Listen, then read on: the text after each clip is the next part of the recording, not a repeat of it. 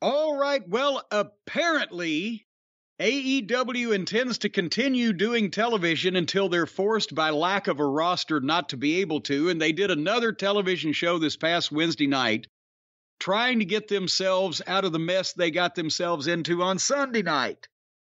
And parts of this program were incredibly good, and parts of this program sucked pond water. And we're going to talk a little bit about the good stuff. We're going to try to gloss over the crummy stuff, because we also have to discuss what's going on in the bigger picture in this company instead of their television show, which is whether or not they're going to be able to field a team here pretty soon. And we have a couple of actual responsible adults not involved in this whole thing or taking anybody's side that we have some comments from I want to read, which actually is very pithy comments on this. But so AEW, not trying to, has pretty much knocked the WWF off the front pages of the newsletters and the wrestling news this week.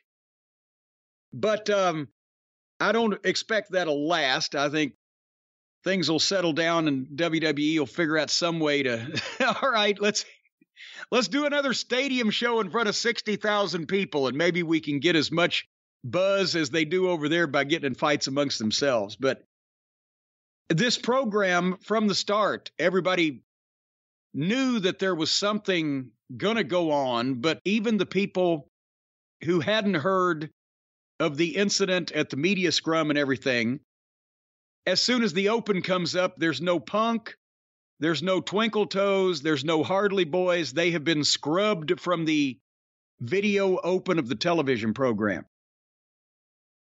And obviously, that's not going to be permanent for everybody. Let's see what happens with this thing. But the announcing team, did I miss something? We had Sockface, we had Taz, we had Tony. We didn't have Jim Ross at the start, and Jim Ross did not come out partway through the show. And have I missed something in all of the other falderall and tomfoolery? Have they reassigned Jim Ross? Is he sick? Was he off this week? Where was JR? Well, we have some reports putting AEW lawyer Mega Parikh as carrying Jim Ross out of the room during the skirmish. No, I actually don't know. I don't know where he is. More on this as it comes in. I don't know. I don't know. I haven't asked anyone, and I haven't heard anyone say anything. It was noticeable at the start. I mean, as the show went on after a while, because I tuned out the commentary, I wasn't really paying attention, but I haven't heard anything about it. Well, they showed at the top of VTR. Go ahead. A question for you, and taking all personal feelings out of it. Yes. If, by chance, Tony Khan was going to look at this as a moment to refresh the blood, to do some things that kind of, okay, this is our opportunity. If the Elite and CM Punk, at a minimum, are going to be suspended, you got to think for at least a little while. They can't pop up back on TV next week. Then this is a chance to do something new, push some different talent, and maybe change the look and sound of the show a little. Do you see it making any sense to take Jim Ross off the show? Well, I think, or only use him in select spots. That wasn't where I thought you were going, but I will answer where I thought you were going because it also answers your question. I think right now it doesn't make a fuck who the announcers are on the television program. They got bigger fish to fry. If I was... Right now, if I had Jim Ross working for me in my company, I'd say, JR, if you want more money to do this than you did to announce, I understand, but I've got plenty of money. I say that publicly. That's what Tony Khan ought to say. Take Jim Ross off the announce desk and make him the head of talent relations instead of Tony Schiavone or QT or Christopher Daniels or whoever. I don't even know all these names that have something to do with talent relations that have never, ever done this before, either ever anywhere or ever anywhere of any size, and say, JR, you're the head of talent relations. I don't want you to book. That's a whole different problem. Here are all my contracts with all the talent. Here's all the deals. Here is who's on whose side that I can determine. Here's the problems I've had with everybody, this guy and that guy and the other guy. Can you have a series of meetings where you set everybody down one at a time, two at a time, if they're a tag to whatever, and just figure out what's wrong, what everybody's problem is, who everybody's mad at, and how it can be solved? Are they mad at the company? What for? And let's fix it. Are they mad at the guy they're working with? What for? Let's see if we can fix it. Well, I'm just saying, Jim Ross sat and babysitted the most highly strung, highly paid fucking talent in this business for years. He's got experience. He's done a bunch of things to overcome a bunch of people's problems in the past, and some he couldn't overcome, and those he either sent on their way or was instructed by the chairman to send them on their way. And all of those things apply here. So why not sit down and go, okay, somebody that has done more of this than anybody else on earth at a high level with more top talent, let's get their advice on how to sit down and get everybody on the same page.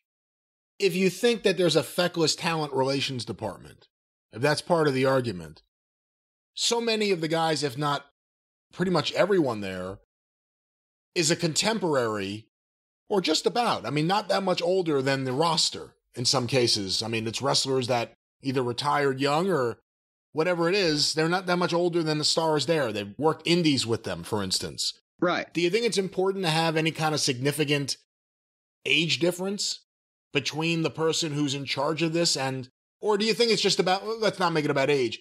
Should it be someone who has no relationship with these guys coming in? Should it be someone who has a relationship with them? No, it shouldn't be somebody that has no relationship with them, because then that's the problem that Tony had. And from the beginning, he had met them and assumed all of the guys and assumed that they're friends, but he didn't have any relationship with them like on an ongoing basis as a business, associate.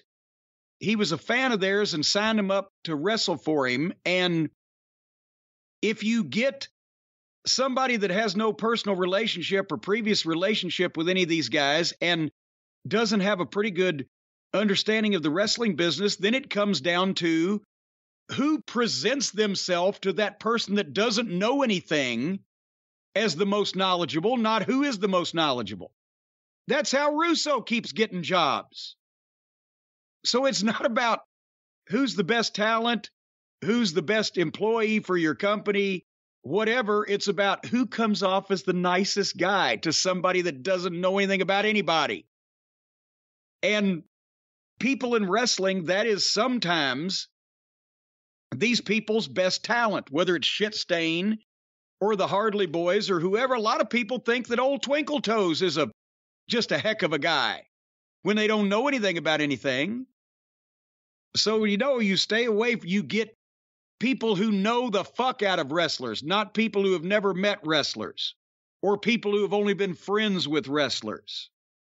But I guess the question is, do you want someone who's from a different generation? Do you want someone who knows wrestlers, has stayed in constant touch with the business over the last 20 or 30 years, but isn't between 40 and 50 and a wrestler of this generation? I guess. I mean, I don't know. Does it matter?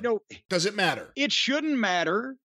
I mean, because I'm intelligent enough to know that regardless if a person is my age or younger or older, if they have more experience and are more talented and more accomplished and have a better track record in whatever than I do, I should listen to them. And I do in almost every phase of my life except wrestling. You know why? Because there's almost nobody that has a better track record, more experience, and knows more about wrestling than me.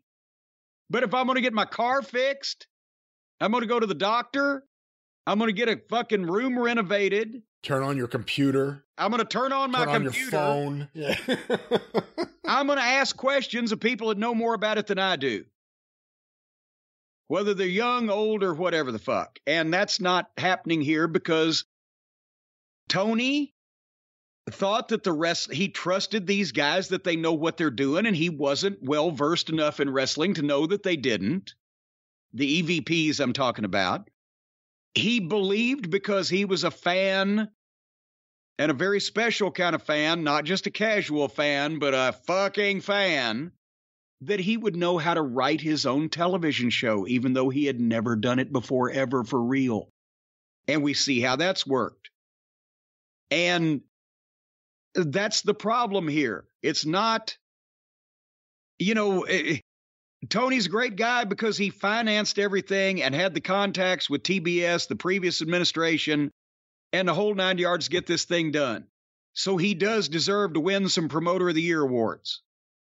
But as talent relations manager or as booker, as we talked about earlier with all the turns, or anything to do with the actual wrestling business, no, he's hindered the company because he won't put people in charge that know what the fuck they're doing. And because he believed that this mass hypnosis about the elite was going to transform into a national wrestling promotion. When, let's face it, again, as now his own numbers are showing, the people don't want to see the trampoline cowboys. They don't want to see the bullshit. They want to see stars and they want to see serious shit. They don't want to see gymnastics and they don't want to see cosplaying kids. And the ratings are bearing that out. And the reason why that all this stuff is blowing up right now, like we talked about, WrestleMania 1 was a perfect storm of all the publicity falling into place and all these things happening. Well, now their perfect storm has become that the EVPs are seeing that they're being seen through. That nobody gave a shit when Twinkle Toes came back for his triumphant return. 200,000 people said, fuck it. I'll watch the grass grow before I'll watch this. And they're being seen through, and they don't like that because Punk came in and drew real money and real ratings and gave them a boost. And so now they have to be on the train to get Punk fired because that further fucking exposes them. These are what the problems are. It's not just about who announces the TV show or whether they do a shitty segment 6. It's that he's relied on inexperienced people and people who are only out for themselves and their friends. And then the perfect storm, Cody just left. Cody's too professional. Cody took it seriously being an EVP. Cody wants to wear a suit. And Cody, because of his genes and the American dreams, blood flowing through his loins or whatever, he wants to be a serious wrestling executive in charge of a major company. Or he wanted to, probably still does. But he didn't want to put up with the fucking kids. Punk says, I'm old, I'm hurt, I'm tired, and I work with children. Cody just said, I'll just go on up there where they will fucking give me a spot because I'm me and they need a baby face. He didn't want to fucking fuck with them. But you got a guy like Punk whose track record is he don't put up with bullshit. And again, when you talk about talent relations, does anybody think that it was entirely news to Tony Khan, everything CM Punk said in that media scrum? Tony Khan had never heard these things before. And on the other side of the coin, does anybody think that Tony Khan had not heard all the bitching and griping from the EVPs? And did anybody think that Tony Khan was unaware that hangnail Adam Page went out on his national television show and went into business for himself, trying to take up for Colt fucking Cabana when there was $1 million gate and a fucking pay-per-view world title main event coming up, and instead what's on that fucking empty-headed little fucking butt muncher's mind is Colt fucking Cabana? That's the part of the story that we still don't have a handle on. Tony Khan knew what he was supposed to be saying because he's the booker. Did Tony Khan not say like everybody else did when he was sitting there watching it? What the fuck is he saying? Why did Tony Khan not go to Adam Page afterwards and go, hey, what the fuck are you doing? Do you think I'll ever let you on television again after you just did that? No, he didn't, because he don't have the balls. That's the problem. All this stuff has been going on. All this stuff has been happening, and you know that Tony Khan's been hearing it, but he wouldn't do anything about it. So that's where we're at. And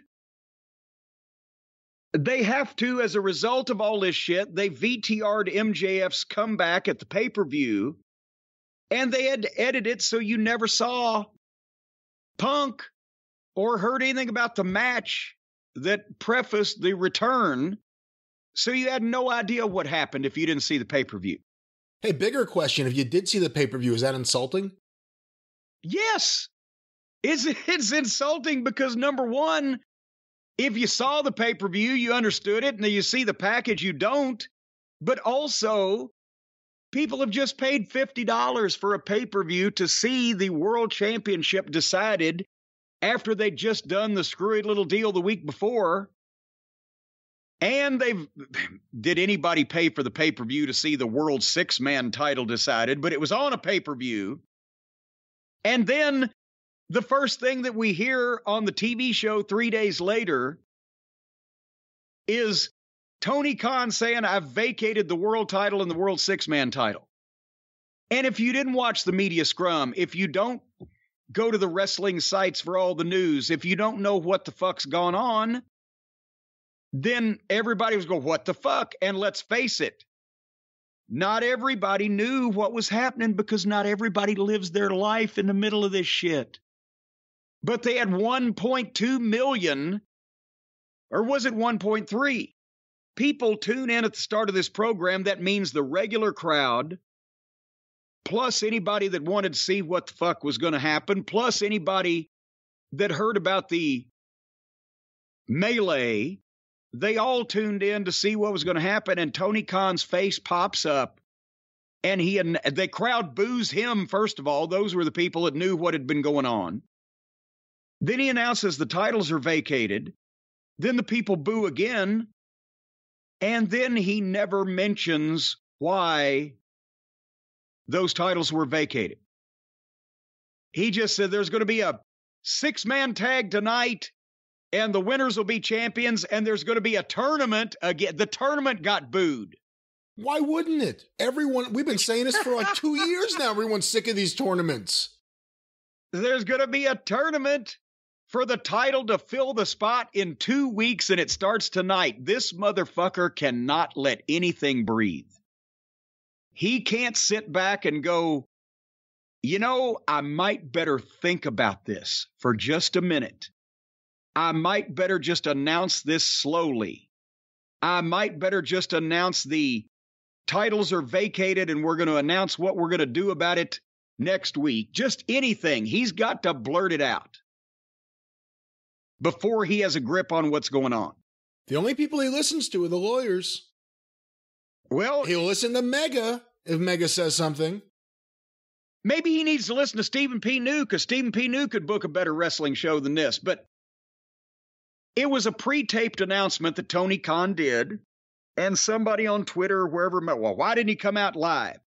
I guarantee you somebody close to him told him, do not try this live, Tony. But it's too complicated between the matchups he had to rattle off and the fact that Tony tends to wander badly when public speaking. There's no way he could have got away with doing this live. But as it was, no mention again. So I'm going to hit you with this, Brian, and we'll move on, because the good stuff's coming up. Let's say that Ty Cobb, Mickey Mantle, Lou Gehrig, and Babe Ruth are all working for the New York Yankees, right? All playing on the team. Sure, yeah. And I'm going to. Ty Cobb was never a Yankee. Well, nevertheless, that's the 4 big baseball players I know, and you're going to take me to task for comparing one of these to Twinkle Toes, but I don't know any job guy baseball players' names. Twinkle Toes, is it DiMaggio? Possibly. Huh. So Babe Ruth is pissed off at Ty Cobb and Mickey Mantle and Lou Gehrig. And finally, they get in a fight because old George Steinbrenner has not done anything to fucking settle this down. So they all have to be suspended.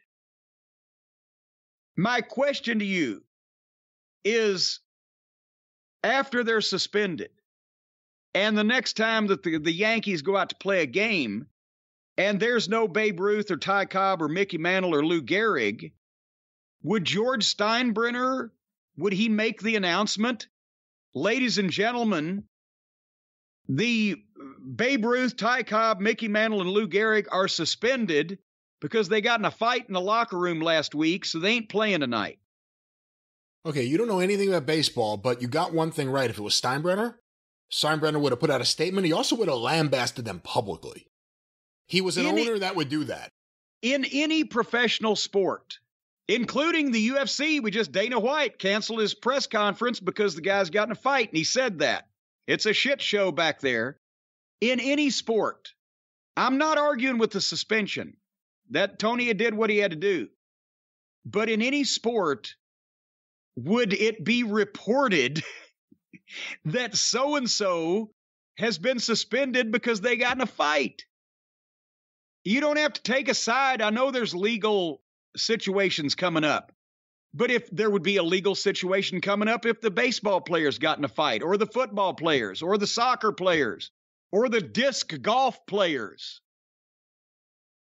So why, even if there is legal investigations going on and potentially legal things happening, why is it illegal for the owner of the company to give the simple reason, I stripped these people of their championships because they got in a fight in a locker room and they've been suspended? Not placing blame, reporting a fact. Yeah, listen, I know CM Punk has good lawyers, but you could say something. Come on. What is this? Because this just made it just even more. So anyway, so then that's over with, but then the music hits and here comes MJF. And folks, he was chewing the scenery like Betty Davis in her mid-50s. I mean, my God, it was brilliant. And I'll tell you why I thought it was brilliant, not just the performance. He's always good with that. There was special oomph to this, but the people were going to cheer anyway. They were going to cheer because it's MJF and he's back. And after all this other shit show they've seen, goddamn, at least something we might want to watch, right? So he let them get it out of their system. Taking a page out of the Johnny Valentine book. You want to chant boring? I'll fucking bore you. Get it out of your system, and then I'm running this. I'm fucking this dog, and you're holding its head. Johnny Valentine, that statement made for the first time I've ever made it actually been true. But, Jesus. So, It took me a second. So MJF convinced us that he was going to be an over-the-top gimmick babyface. It was still going to be MJF, that smart-ass, but now he's going to be that fun-loving smart-ass MJF. That's what they thought, and he's milking them for all it's worth, and he showed that he can do it, and he had them. He's a verbal maestro. And I mean, just doing that. Hey, how about a round of applause for yourselves? Give yourselves a round of applause. And he says he has the chip from the casino deal and he guaranteed title shot. He's not going to mess around with this tournament. He's going to cash in when he wants, when the time is right, because folks, we need leadership. Did you catch that one? We need leadership here, and just like he compared himself to Moses, except he's better than Moses. And he's going to take his people straight through the parting of the Red and or the Cucamonga Sea. Again, that would be the sea that needs parted right now, is the Cucamonga Sea. But anyway, you can part it with a chair. There you go. He finishes after this incredible dissertation. The people are cheering him. They're standing up. They shout his catchphrase. He takes a bow, and Moxley music hits. And here comes Wild Thing. You make my toilet sing. Apparently, the language warning was real because Moxley gets in the ring and confronts him, and the first thing he says is, "You're full of crap." John Moxley didn't say crap on purpose unless they have all been told that shit is no longer tolerated in this establishment. Because this is the guy that's told the fan to go fuck himself at time, right? So, as soon as Moxley says that, like a light switch, and seamlessly, MJF becomes the real MJF again and instantly turns back heel. That's right, this town sucks, and his quarterback's a shits, and a blah, blah, blah, and they're starting to boo him out of the building. It was beautiful. It was a work of art.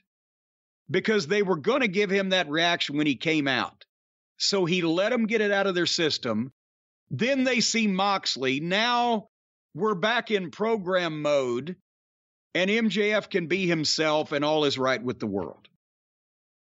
And now comes another part of the controversial part of this promo, is that MJF goes on the bender about, I'm going to cash this chip in.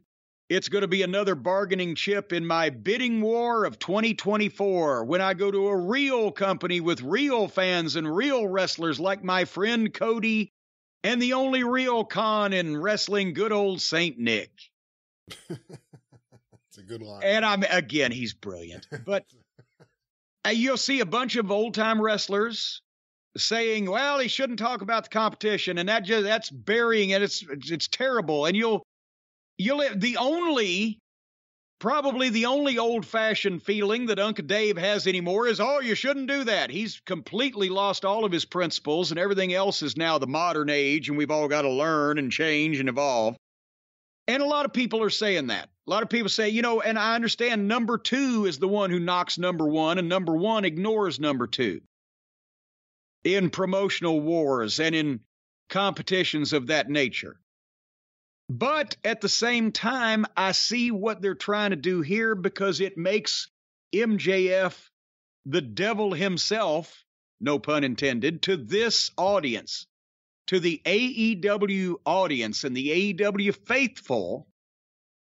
It makes MJF the biggest prick in the world because he wants to go to the WWF, where he'll make a lot of money and be treated like a star instead of this shit show.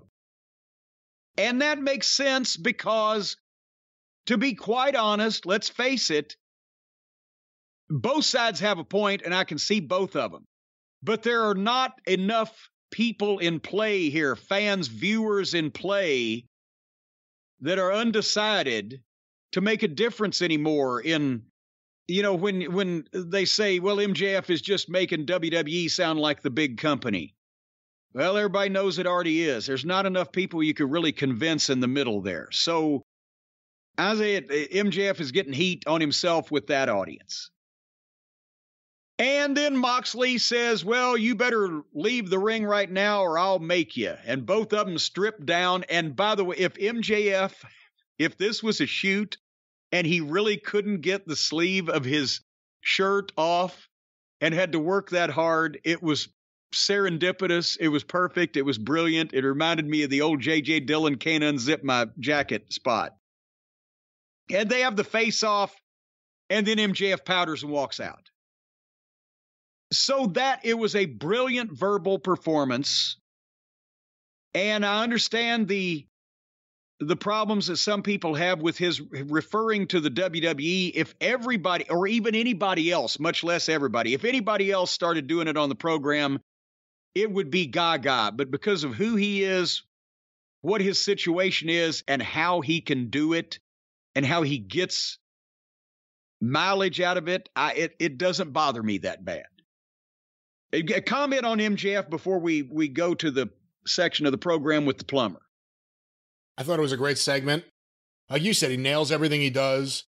putting him with Moxley is a good idea because the fans do like Moxley, and it'll make, I guess, as much as you can, it'll make the fans boo MJF. There was fear coming out of the pay-per-view that fans are going to cheer him. Jericho was all but begging people to make him a babyface during the fucking media scrum. I thought MJ... Well, I wonder why he doesn't want any other heel to have any heat, but go ahead. Yeah, I thought this was really good. It was also the highlight of the show, I think, in terms of ratings. MJF's one of the people that people tune in to see. It's good to have him back on the show. Hopefully the rest of the show can get repaired somehow, but that's it. Well, and yes, and they need now more than ever, they need MJF on that program on a regular basis, doing the things that he does, because they've got no Punk. I mean, they need him in ways that people don't realize, because from what I understand from talking to people outside of wrestling, he's a big deal for people at the network. Actually. Well, yes, because they can, you think that the people running a television network don't know entertaining television, even if they don't know wrestling. They can tell the difference between monotone, somnambulistic delivery of promo lines and goofy, stagey shit between children, and a guy that comes out there like that and sets a place on fire and is a fucking performer. So, yes, they want more of that on the, but... Is he the biggest star in AEW right now? I mean, Jericho's still the name Jericho. Yeah. And Moxley's a big star, but Punk's right now not there. Kenny Omega and the Elite, to their fans, we know what they mean. They're not there. Who's the biggest star in AEW? Right now to you, who's the biggest star in AEW? See, now that when you ask a question like that, it can be open to interpretation. Yes, and you just mentioned Chris Jericho is the bigger star because more people around the world know his name because he's been around for 20 years. People have heard it. Is he more popular now or more important to the show? Does he get a bigger reaction than MJF? No. So the bigger star, that's subject to interpretation. Who right now is most important to the program? Who are the fans most into, positively or negatively, heel or babyface? I think it's MJF. And he's the most compelling guy they have right now, especially with Punk not there, because whatever Punk did was compelling. This thing with Punk is the most compelling the Elite have ever been, and we're not going to have a payoff unless Tony gets his way. MJF's the one guy who's always compelling every segment. And... as you mentioned, because the people do like Moxley. And Moxley, after MJF walked out, then he takes the microphone and he starts the rah-rah speech. And Brian, would you care to hazard a guess as to what I thought about Plumber Moxley's live interview in this particular situation? I'm going to guess. My hypothesis is that you didn't like it. I did see some people that thought it was incredible. I heard from people in the room who liked it. I heard from people in the room who may not have liked it as much, but I don't think you liked it. Well, you'd be wrong then. Wow.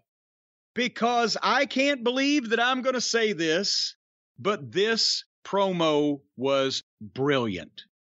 This promo was not only the best.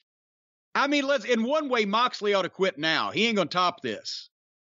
This was not only the best John Moxley promo I've ever heard, this was actually one of the best promos in wrestling, period, that I have ever heard for a particular situation. For the sticky wicket that they have found themselves in, and he was speaking to the smart fans and the people that are aware of everything going on. It was good regardless. But this was exactly what that fan base needed to hear and wanted to hear. It was great material. And again, I can't believe I'm saying this, brilliantly delivered. Not only as a babyface, he took responsibility for losing. He put the tournament and the guys in it over. He made himself the underdog and then vowed to take the shot and bring home the gold. You can tell he really wants to be the champion. He wants to be the guy in that company. Now, Jericho, that's the next guy that Moxley's going to have to watch out for, because right now, Moxley is probably the one that will stand in Jericho's way of being the biggest star in Jericho's mind. He knows that more people know his name than most of the other guys. But if Jericho can figure out a way to talk Tony into firing Punk, then Moxley would be next on his radar, because if Moxley was gone, then Jericho could have the whole thing all to himself.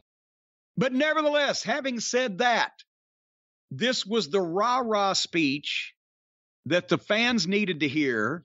It was a rah-rah speech probably for a lot of people in the locker room.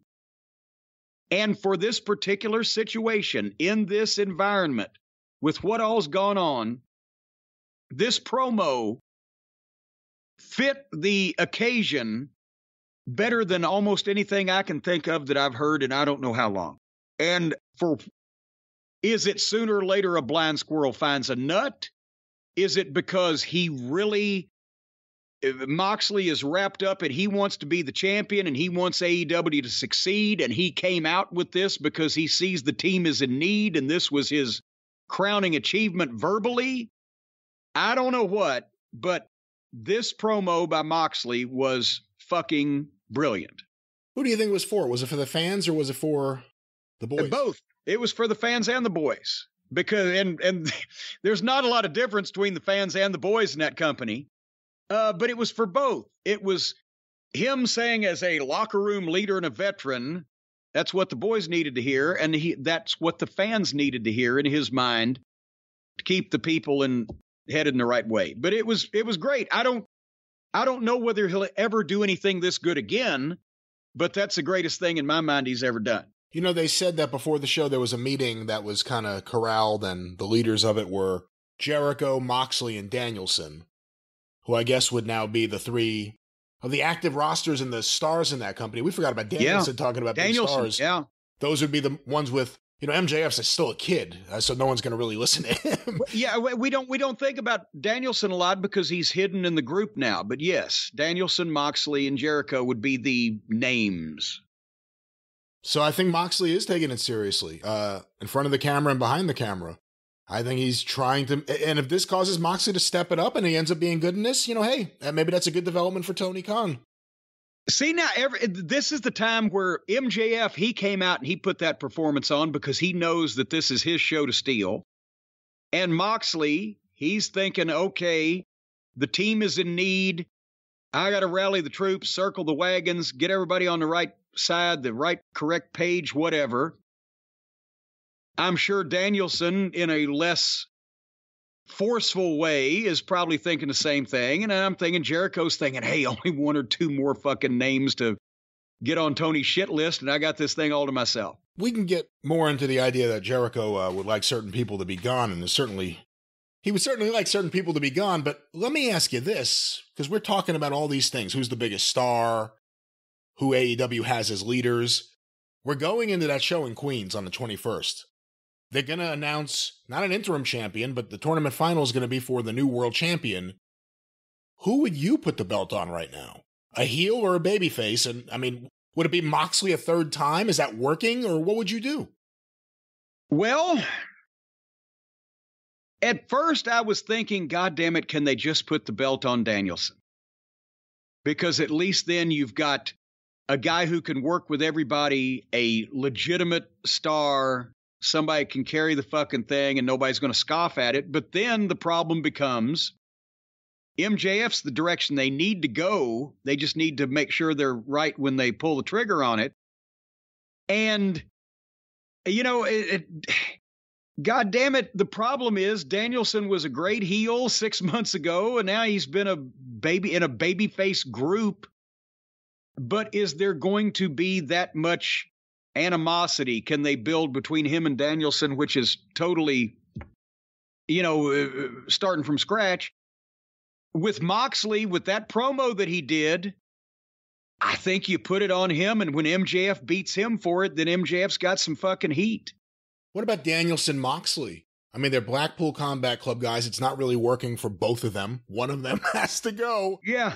You could do something there, and it'll probably be good stiff matches. If they can learn how to if Moxley can learn how to lay in his elbows and some of those strikes, they could have some good stuff right now. And then you don't have to rush MJF.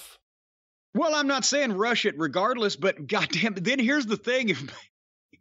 if Moxley wins the belt again and loses it a short time later, that even looks worse because he just lost the belt after fucking 5 days and now he's back in the tournament. It's a goddamn mess. Would you put the belt on Chris Jericho? No, because that again, then he'd have to have matches, single matches, long matches with a variety of people, and we don't want to have that going on. Plus, we don't want the belt to be stolen again. Well, exactly. You never know he leaves his car unlocked all the time. But no, let's go. I think Moxley, rally the folks around him. He's a babyface. Have a babyface champion for a little while. Have MJF shoot some 3-pointers at first and fuck with him from afar and then get closer together and then finally do the thing when the time is right. Danielson would be a great world champion in a vacuum, but I don't know how it works into this equation right now. Danielson, if he somehow was able to get back to that heel he was, that would have been a great world champion. Yeah. Just a guy out there saying, I'm going to kick your ass. I'm going to kick your head in. I'm using better language. It's like I'm on TBS here. That would have been good, but he's been misused now. As soon as he got into the whole fucking Jericho thing.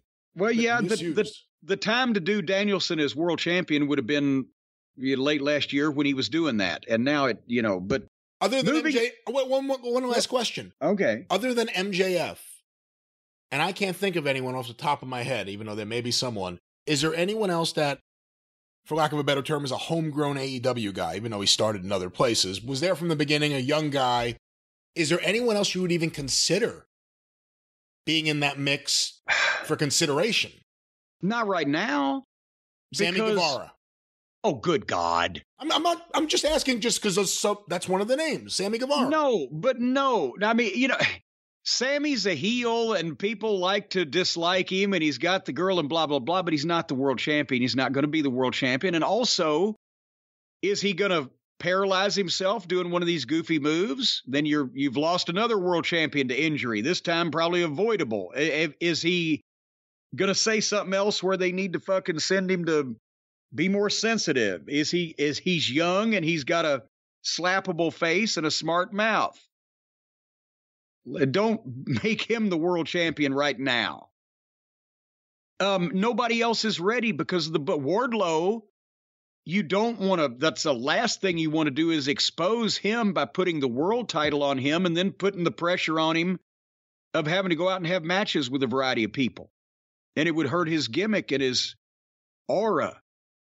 So no, there is nobody else right now. That's the problem. The guys that were names that came in as names are still names.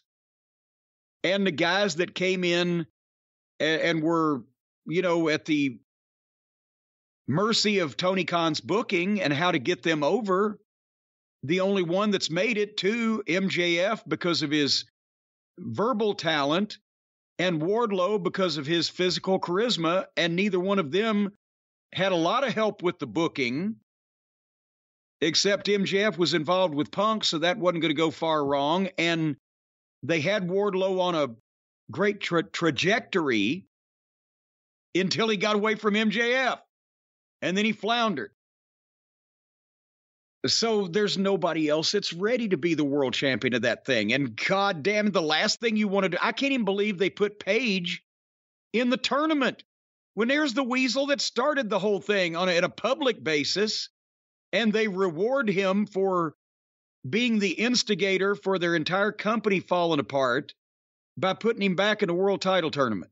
And the fans rewarded him by booing him out of the building because they know what's up. The story is out there. He cost the company everything. Adam Page going into that promo and going into business for himself, all the whispers, all the gossip, it really is like a junior high school there with some of these camps. All the guys that didn't like Punk, that's one thing. But going in the ring and doing that started this whole thing. That cost AEW CM Punk for at least the time being. If you like the Bucks and Omega, that cost him the Bucks and Omega. It's all because of Adam Page. Well, and if you like Brandon Cutlet, he's suspended too. Who likes Brandon Cutlet? Exactly. But nevertheless, so we'll move on. The 6-man title was decided. The The title that was created just simply so that the Hardley Boys and Twinkle Toes could play with their friends was now decided between the Puddin' Gang with Danhausen and Pac, Felix, and Penthouse. So they've already shit on their new title. Apparently, Pockets, Muffin Top Taylor, and Mrs. Trent's baby boy are the second best team in the division. So where are they going to go from here? What the fuck? And then, you know, basically, and then Danhausen still is just there cursing people. Sometimes it works, sometimes it doesn't. 3 fucking ordinary looking putzes managed by a guy in a Halloween costume wrestled the Death Triangle. Were the heels not baby faces last week? The Death Triangle, Pac and Felix and Penthouse, they were baby faces last week. Now they're against the Puddin' Gang. Well, they're baby faces unless they go against other baby faces, and then all right, something so compels anyway, them. Yeah, I don't know. They had that match, and there's new 6-man champions.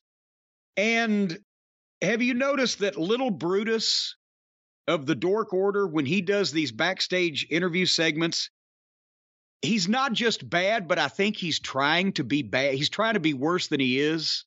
He's trying to be a little comic actor. I mean, that's what it is. I mean, that's what they all do in that whole Young Bucks camp and that little show they do. It's all just little comic actors. All right, Penelope Pitstop is back on the program, so forget about Punk and Harpo and the Hardleys being suspended. We got Penelope back. And she comes to the ring with little Pip Sabian, who comes out with that box on his head. They have paid this little fucking creep for the past, year and a half to sit in the crowd, various places around the country and the world, with a box on his head. Did you see the match in the pre-show for the pay-per-view? We didn't even talk about that. No. Him against Pac. You know, they give him a little promo package. He's got his hair made up. He's got a little thing when he walks out. Other people come out with the boxes. I guess some kind of synchronized show that he's doing. And the fans did not give a fuck. Well, why would they? The match went on for a while. It was a weird match. And the fans didn't care. And all of a sudden, here he is again. I mean, this is what happens too many times with AEW. Tony likes people, especially on a personal level. And next thing you know, they're going to be jammed down your throat for, 6 weeks, 8 weeks? How long do you think this Kip Sabian run will last? This has been a year and a half. And I guess after the video game marriage or whatever, the guy got hurt. That was a graceful way to have buyer's remorse and say, tell you what, we'll let your contract run out and we'll pay you and thank you very much for your efforts. But no, they bring him back and send him to the ring with a box over his head to second Penelope Pitstop against Toni Storm, who, by the way, is the new interim women's champion. What does the box say and what does it signify? Have we ever even got that? It signifies the box I wish I have over my head sometimes when I watch AEW. I'm not exactly sure. I'll say this, whatever we want to say about him, Penelope Ford, if you watch her in the ring, I'm not saying she's the fabulous Moolah. Moolah sucks, though. I'm not saying she's Jamie Hayter or anything. But she does try hard, and she's one of the more athletic women in there.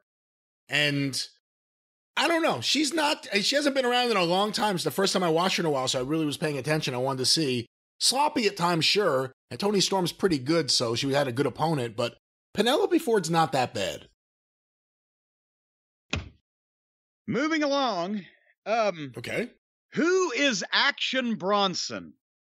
He is a singer or rapper. Wait a minute. That fat, bald, tattooed guy is a singer? Why do you have to just start insulting someone? Well, no, because I thought it was some kind of New York area celebrity or something. That would be aligned with Hook. I thought, who's that guy? Like a real life superhero? Action Bronson? No, well, who's that guy that they used to make a big deal out of in the New York area? He knocked out, was it Steven Seagal or Jean-Claude Van Damme? Oh, Chuck Zito. Chuck Zito. Yeah. I figured this was a Chuck Zito, that some fat, old, tattooed, bald guy. Jesus Christ. That they know in New York that would be hanging out with Hook, mad at Daddy Mac and Cool Hand Luke. But this guy, he's white, and he's 50 years old. He's got to be. He's 38. He's from Queens. God damn, he looks my age.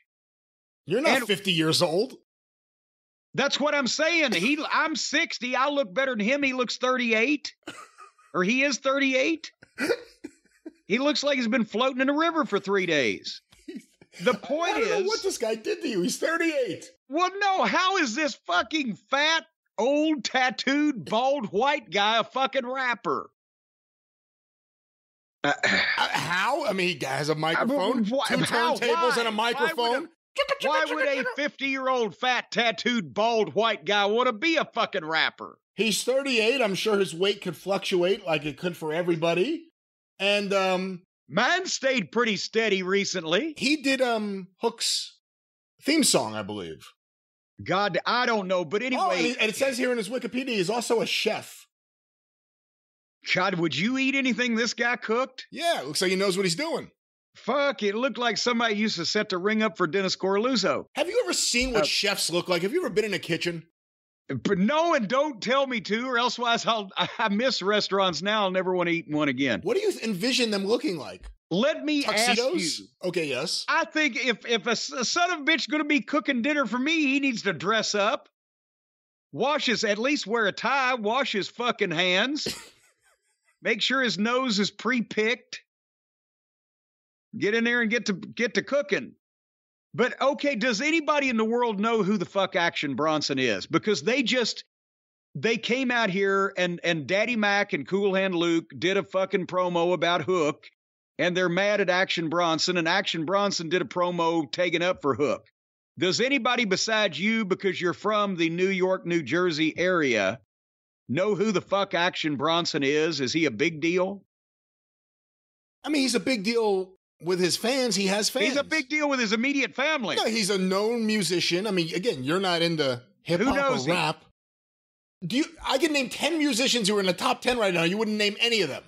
It's just people know him. Now, I'm not talking about me. I'm talking about you're giving me some wishy-washiness here. Well, people know him. Let me say it this way. Let me ask you this. If he was to be run over on Interstate 64 by a fucking truck, would a bunch of people run out there to give him mouth-to-mouth, or would they just say, well, it doesn't look like he's going to make it? That's a ridiculous question because Interstate 64 doesn't run through Queens. What I was going to say... that was my mistake. What I was going to say is something I'm trying to remember now. She interrupted me like 20 fucking times about interstates and all these fucking deaths and everything. What I was going to say is I agree with you. Does anybody know him? That's what I was going to say. God damn it. What I was going to say is I almost agree with you, or I somewhat agree with you, in that I know who he is. Some people may know who he is. Some people may know the name, but not know if that's an actor, a rapper, or a boxer, or what. But either way, I do think it needed to be explained better.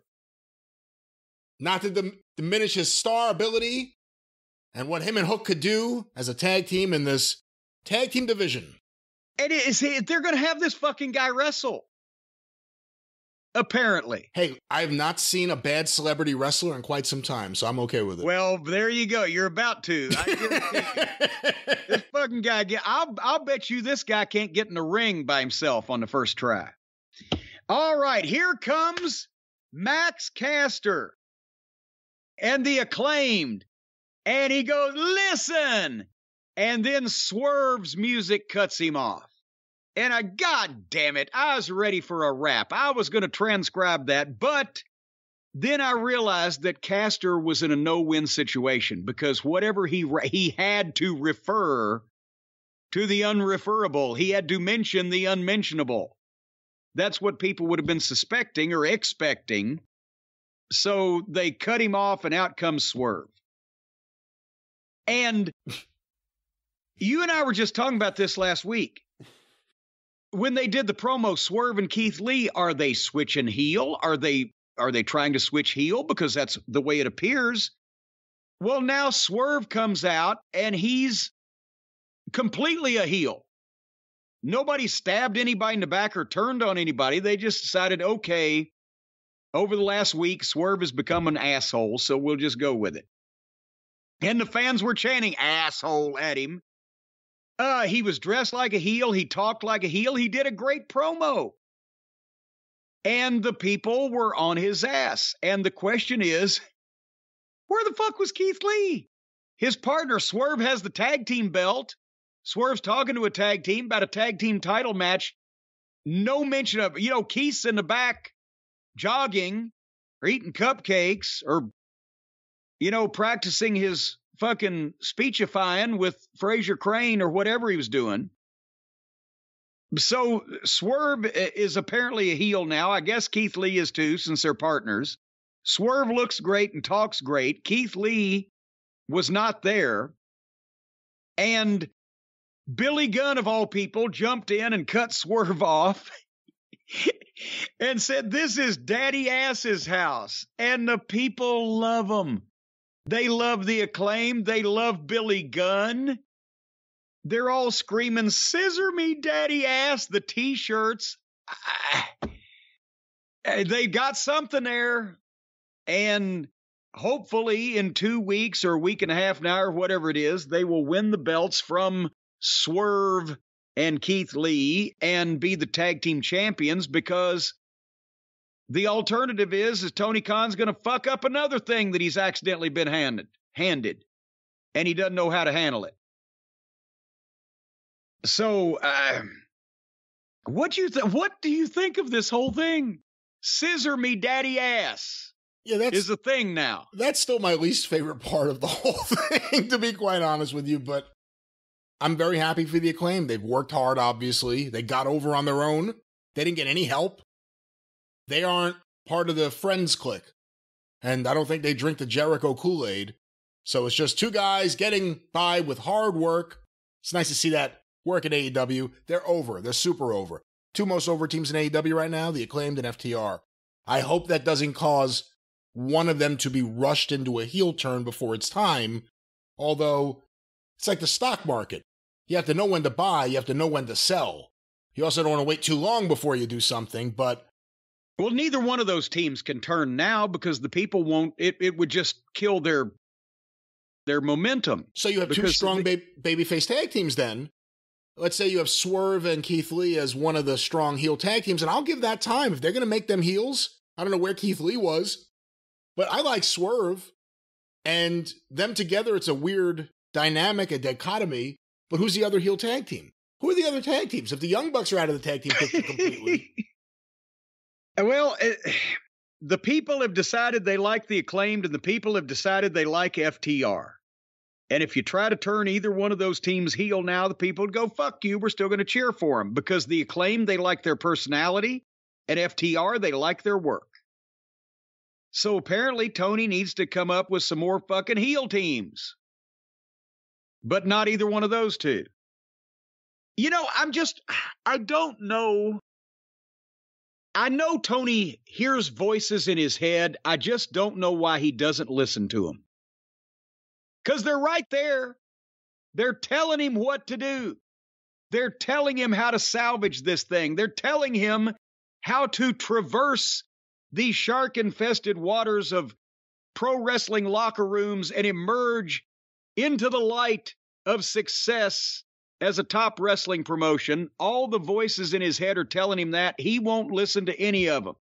Instead, he's listening to the voices that he's looking at from his EVPs. But Brian, that's the thing. You got to be selective on the voices you listen to. That's why that we here at the program want to tell everybody, no more will you hear muffled voices in your head. With the Raycon everyday earbuds, you will hear them perfectly clearly. Wow, what a transition. I'm telling you. A work of art. Wow. Hey, if you've got voices in your head telling you to do things and you can't hear them clearly, you don't know what to do. But if you put the Raycon everyday earbuds in your ears and you hear voices in your head, you will hear exactly with crisp sound, excellent bass, customizable sound profiles, And they've got earbud tap functions. That means you can tap a function anytime you've got these earbuds. Noise isolation, awareness mode, 8 hours of playtime, a 32-hour battery life, and with the optimized gel tips for the perfect in-ear fit, if you get pile driven, they won't pop out. If you get power bombed, they won't pop out. If you get STF'd, they won't pop out. No matter what happens to you, well, except if you're sitting in a locker room and a half a dozen people bust your door down and begin rushing you for no apparent reason, then you got to leg dive a few, and you got to stretch a few, and you got to punch a few. You got to do what you got to do, but your Raycons will not fall out. What if you get hit in the head with a chair? Well, in will that they case, fall out? No, they'll just ring a little. And right now, folks, if you go to buyraycon.com, that's BUYRAYCON, buyraycon.com/JCE, you'll get 15% off of your entire Raycon order. Buyraycon.com/JCE, 15% off everything on the website. That's an amazing statistic right there. Buyraycon.com/JCE, and you will hear the voices in your head more clearly than ever. Some people have experience with other earbuds, but I'll tell you what, no matter where you pick up your earbuds, whether it's at a restaurant, whether it's at a to-go place, or even a drive-thru, buy Raycon, that's the best. That's right. And you can listen to it anywhere. You can listen to it on the road. You can listen to it on a plane. You can listen to it on a plane. On a train? On a train, in the bed, on in your a head. Car, in your head, there you are. Raycons. All right. So, folks, if you only knew. Continuing this program, Wardlow. It's nice to see now he's actually getting one-on-one squash matches, which is, again, the backwards booking. Start off in the main events. A year later, you get the fucking squash matches. But he killed Tony Nese in 1 minute, and that was perfect. Remember, Tony Nese was going to be a premier athlete that was a great free agent. And then now he just comes out to get beat up and is joke manager. But this was actually to send Wardlow out to cut a promo, because he cut a promo about people on the internet saying that Wardlow has lost it. You heard this, right? Oh, I heard this promo, sure. Well, Wardlow, we never said you'd lost it. We said your booking lost it. You're not in charge of that. You haven't lost anything. Your booking has. The way you have been booked after the MJF debacle, where you were freed from his enslavement, and they had no fucking idea what to do with you from there. So you got in a joke feud with a joke lawyer and joke fake security. And then you've been forced to team up with unrelated people in cold matches that have nothing to do with you. That's the way you've been booked. You're performing as well as you possibly can. You have nothing to be ashamed of. In another time, in another company with other people in charge, you would have been a big fucking star by now. And you would be in main events. I can think of one other company where you would be in main events. It's called the WWE. Because when somebody like you comes along and starts getting over, they accentuate that, or at least they used to. And I bet now that Vince is gone, they will again. But you're there and you didn't go to school with the Cucamonga kids, and you don't have anybody pulling for you or going to bat for you. So you're at the mercy of the ideas they come up with you for. Yeah, and also this promo, this was the most fired up we ever heard him. He really was fired up about this whole thing. Because he's offended, because he can hear the people when he comes out. They were up here 2 months ago, and now they're about here. He's been booked like shit. He gets over huge by the end of it. Every time he comes out, the the response initially is more lukewarm than it was. By the time he gets finished, they're up again because he gets them up. But that's, it's a disservice to the talent that nothing's helping him in those endeavors. But this is Wardlow's world, just not Wardlow's book. But what I was going to say, though, is his promos haven't done him any favors up until this point. That's been one of the other issues, is he hasn't been very good on the mic, and whenever they've given him a mic, he's gone on too long to expose it. This time, it's the most fired up we've seen him. It's the best he's ever been on the mic. That goes back to the booking, too, though. I would have never let that motherfucker open his mouth before he fucking smashed 1 million people. Let him wonder what's he going to fucking say. The promo, when he was on that string where he was just powerbombing everybody to death, whatever he could say and whatever voice he's got, and whatever anybody come up with for him wouldn't be as good as that.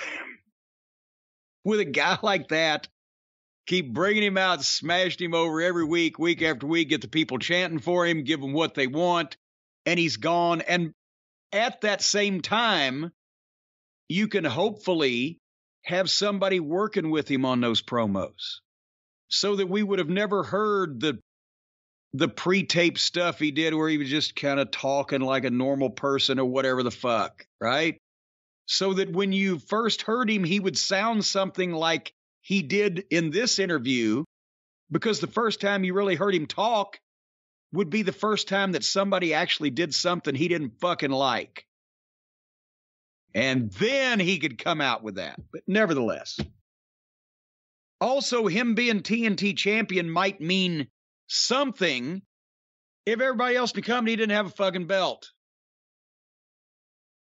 Then the tournament match. Bryan Danielson and Hangnail Adam Page.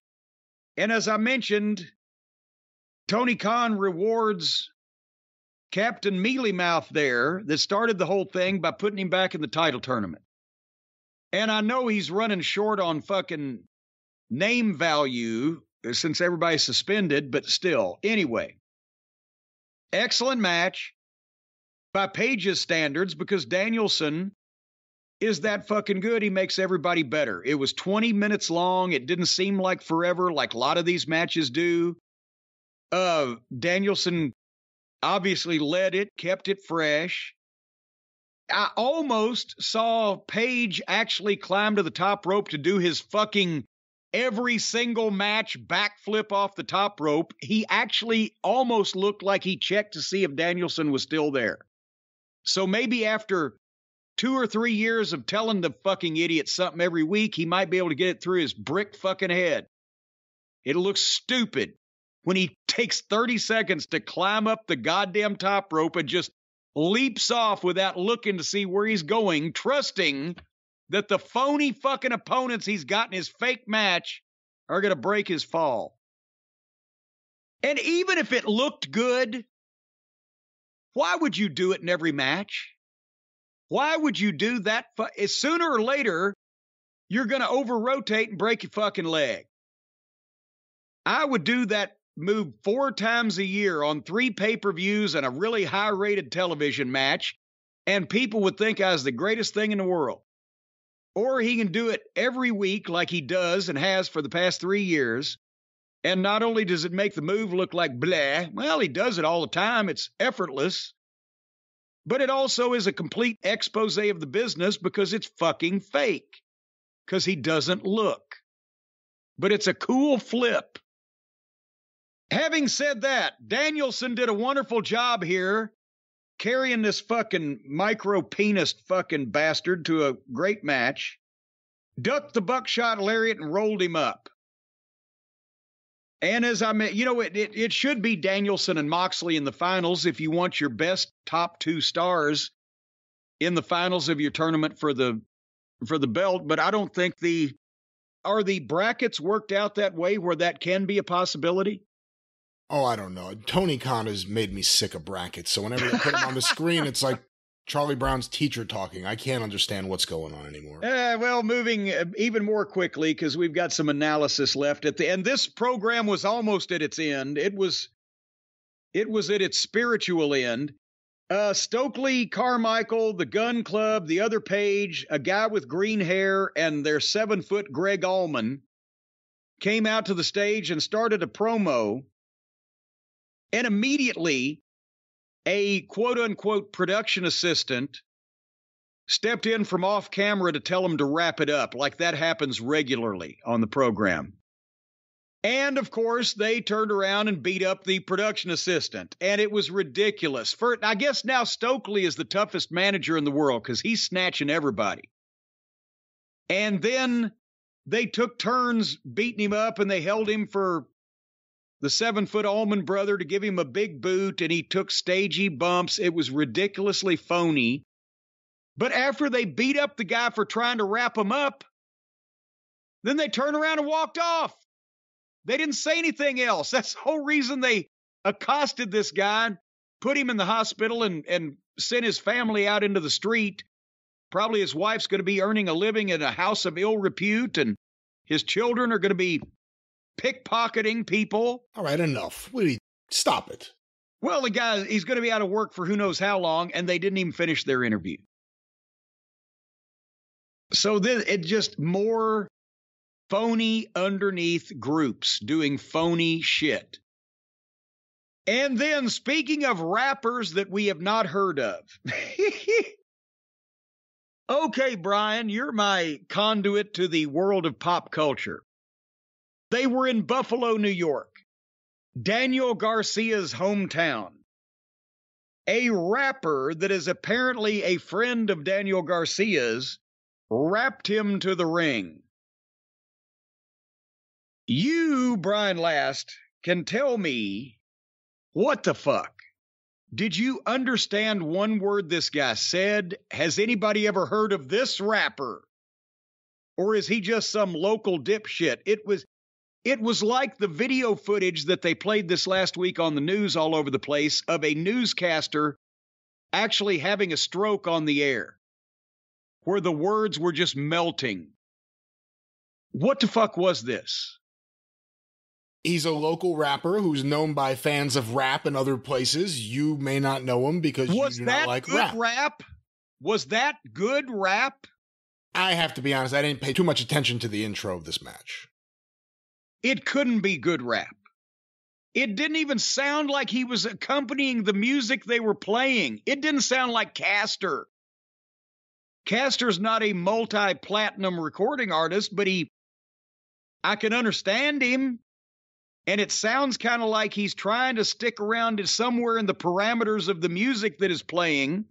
But this guy was just emitting sounds. At one point, I think I heard a goat bleat. At another point, it sounded like a cow was being anally probed. All right. Well, again, you just seem to hate any musician who does rap that shows up. Ask anybody. Okay, you didn't pay attention. Ask anybody. This fucking sucked. This was goddamn unlistenable. This was not good rap, if such a thing even exists. This guy was a shits. Had to be. No, again, you're not necessarily a rap critic. In fact, I'm pretty sure you don't like anything other than Rapper's Delight, so maybe... All right, I tell you what, somebody out in the cult that likes rap needs to write in and say on a level of 1 to 10, how bad was this fucking guy? I bet you it would be, well, let's say 10 is the worst, 1 is the best. This guy was a 10.5. So here they come for the Ring of Honor Pure title. A secondary championship in a non-existent wrestling promotion is going to be defended on national television for well over 20 minutes. And they had a 3-man announce booth. They then added William Regal and Caprice Coleman. I love Caprice. Put Caprice in, take Sockface out. I love Regal. Let's drop somebody. But anyway, I'm sure this was a fine wrestling match. I'm sure these young fellas worked their hearts out. I'm sure the people in Buffalo were with the hometown boy. But here's what I wrote. A main event on national TV for a secondary title in a promotion that doesn't really exist is probably not the thing they should do the week after the biggest fiasco in the history of their company for the ratings or the television partner or anything else. So I know what they were trying to do. They were, these guys are going to go out and have a great match and get over. They were going to go out and have a great match according to their fan base that likes the modern style of wrestling, and they were going to get over to the same fan base that they're already over with because nobody else wants to see two guys that nobody's ever heard of or gives a shit about with no personality have a technical wrestling classic for 25 minutes on a show where we've already seen MJF and Moxley interact. We know we ain't going to see Punk. We ain't going to see the EVPs. They ain't got no names left. Honey, let's turn in early. And about 350,000 of them did, from what I'm hearing. Is that correct? I believe it was just under 400,000, I believe. I could double check. So that basically is the yes, and Danny won the Ring of Honor Pure Wrestling title in his hometown and cost the television program across the United States of America literally 35% of the audience that they started with. You have any facts and figures to back that up over there? Oh, hold on. I didn't realize you really did want me to pull it. I thought you were looking for that. Hold on. Because I don't want people to say that I'm just pulling shit out of my ass here. Can you pull shit out of your ass for another minute or so? Another 30 seconds or so? Well, you usually do it just like that. You're goddamn slipping. And, here's something else. And I've said this before, and so somebody may have heard me say it, and they will bring this back and say, well, see, Jim, you said this.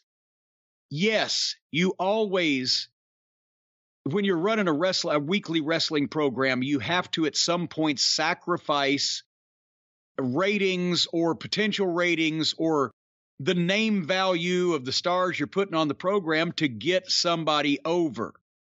And it was always a struggle in the Attitude Era days. We've got competition. Okay, we want to get so-and-so over. He's new in the company.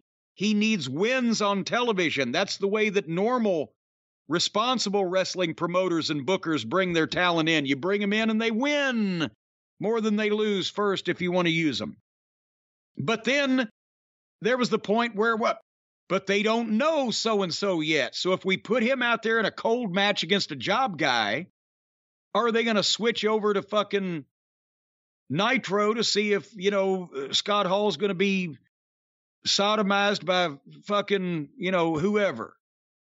Because they're just crazy over there on that program. Well, I don't think that was the kind of thing that was happening over on Nitro, but Jim, I pulled up the quarter hours. But I'm just saying that's the thing is you had to talk Vince into sometimes let's give this guy a 6-minute match to get over because he has to.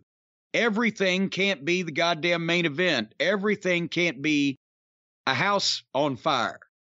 And that's where you would make trade-offs. But you don't take your main event position and the last nearly 30 minutes of your program, regardless of how talented the guys are, to get two underneath and or barely known fucking guys with no track record over by having a great match with each other. That only works for the fans you've already got, Tony. You don't need any more of them because you got them. You need everybody else. What were those numbers? These numbers are quite telling. Let me first give credit to the source for these. Brendan Thurston from WrestleNomics. These are the quarter-hour breakdown, September 7th, 2022, AEW Dynamite. The show began 1,221,000 viewers for Tony Khan's opener and MJF's promo. And I think this is part of the story because we always hear about the key demo, so for once I am going to bring it up here. 608,000 in the key demo to start. Do you want it as we go through the show, or do you just want the first and last? Well, let's go through and see where various people gave up the fucking cause. And looking at this, too, if you wanted to book a show so that people would tune out, this is exactly how you do it. First segment, 1.221. Second segment, 1,171,000 for the Moxley promo and the beginning of the Death Triangle versus the Best Friends and Orange Cassidy. The next segment, which is more of the which is more of the Orange Cassidy and Friends Trios match. And this is also the Dark Order, Andrade, and Rush angle. And then a Britt Baker, Jamie Hayter video. We've now dropped down to 1,080,000. Coming out of that, we got Penelope Ford versus Toni Storm, as well as a 2.0 video and the beginning of the Acclaimed. 989,000. Following that, in the 9 o'clock hour, Wardlow versus Tony Nese, Wardlow promo and the beginning of Danielson versus Hangman Page, 998,000, so a slight tick up there, the only segment that moved up.